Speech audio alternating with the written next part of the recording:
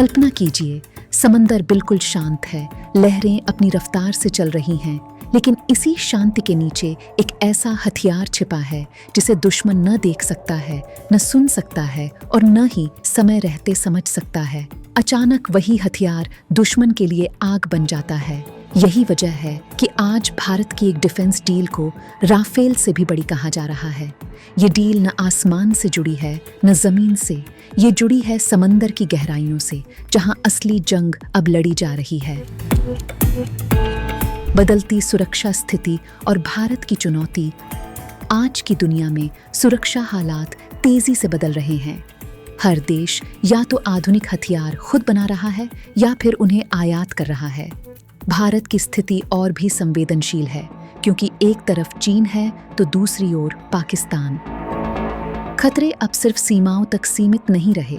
जमीन, आसमान और समंदर, तीनों मोर्चों पर तैयारी जरूरी हो गई है। यही कारण है कि थल सेना और वायुसेना के साथ साथ भारतीय नौसेना का आधुनिकीकरण अब रणनीतिक जरूरत बन चुका है। राफेल से भी बड़ी डील क्यों? भारत और जर्मनी के बीच प्रस्तावित प्रोजेक्ट 75 एक पनडुब्बी सौदा करीब $8 अरब यानी लगभग 70 से 72 हजार करोड़ रुपए का है। यह रकम 2016 में हुए राफेल फाइटर जेट सौदे करीब 58,000 करोड़ रुपए से भी ज्यादा है। अगर मार्च के अंत तक इस पर हस्ताक्षर होते हैं तो यह भारत के इतिहास की सबसे बड़ी रक्षा डील बन जाएगी। ये सिर्फ एक खरीद नहीं, बल्कि भारत जर्मनी रक्षा सहयोग में एक ऐतिहासिक मोड़ माना जा रहा है। क्या है प्रोजेक्ट 75 एक? इस परियोजना के तहत भारतीय नौसेना के लिए 6 अत्याधुनिक डीजल इलेक्ट्रिक अटैक सबमरीन बनाई जाएंगी। इनका उद्देश्य नौसेना के पुराने हो चुके पारंपरिक पनडुब्बी बेड़े को बदलना और हिंद प्रशांत क्षेत्र में भारत की डेटरेंस कैपेबिलिटी यानी दुश्मन को रोकने की क्षमता को मजबूत करना है। ऐसे समय में जब चीन और पाकिस्तान हिंद महासागर और अरब सागर में अपनी नौसैनिक मौजूदगी बढ़ा रहे हैं, यह परियोजना भारत के लिए बेहद अहम हो जाती है। अदृश्य ब्रह्मास्त्र AIP तकनीक इन सबमरीन की सबसे बड़ी ताकत है। एयर इंडिपेंडेंट प्रोपल्शन AIP तकनीक जर्मनी की type 214 next generation submarine fuel cell आधारित AIP से लैस होंगी। इसका मतलब यह कि ये पनडुब्बियां कई हफ्तों तक बिना सतह पर आए समुद्र के भीतर रह सकती हैं। पारंपरिक सबमरीन को बार बार ऊपर आना पड़ता है, जिससे उनकी पहचान हो जाती है, लेकिन AIP सबमरीन लगभग अदृश्य रहती हैं।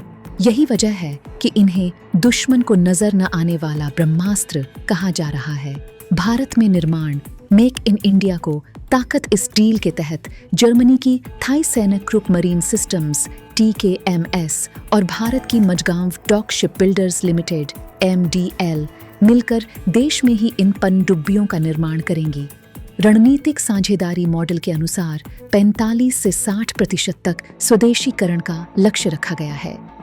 इसके साथ अहम तकनीकों का टेक्नोलॉजी ट्रांसफर भी शामिल होगा, जो भारत को लंबी अवधि में रक्षा क्षेत्र में आत्मनिर्भर बनाने की दिशा में बड़ा कदम है। नौसेना की मौजूदा ताकत और जरूरत। फिलहाल भारतीय नौसेना के पास रूसी मूल की करीब 1 दर्जन पनडुब्बियां और 6 फ्रांसीसी स्कॉर्पिन श्रेणी की आधुनिक सबमरीन हैं, लेकिन विशेषज्ञ मानते हैं कि बदलते सामरिक हालात और क्षेत्रीय दबाव को देखते हुए यह संख्या पर्याप्त नहीं है। इसी जरूरत को समझते हुए 2014 में प्रोजेक्ट 75 एक को मंजूरी दी गई और 2021 में इसका औपचारिक प्रस्ताव जारी हुआ। सिर्फ हथियार नहीं, पूरी इंडस्ट्री को फायदा। यह परियोजना केवल नौसेना की युद्ध क्षमता नहीं बढ़ाएगी, बल्कि भारत के शिप बिल्डिंग और रक्षा विनिर्माण सेक्टर को भी बड़ा प्रोत्साहन देगी। MSMEs के लिए नए अवसर पैदा होंगे। स्पेयर पार्ट्स, सेंसर, हथियार प्रणालियों और उपकरणों का एक मजबूत औद्योगिक इकोसिस्टम विकसित होगा। सरकार पहले ही 2015 से 2030 के स्वदेशीकरण रोड मैप के तहत 51 बड़े युद्धपोत बना रही है, जिनकी लागत करीब 90,000 करोड़ रुपए है।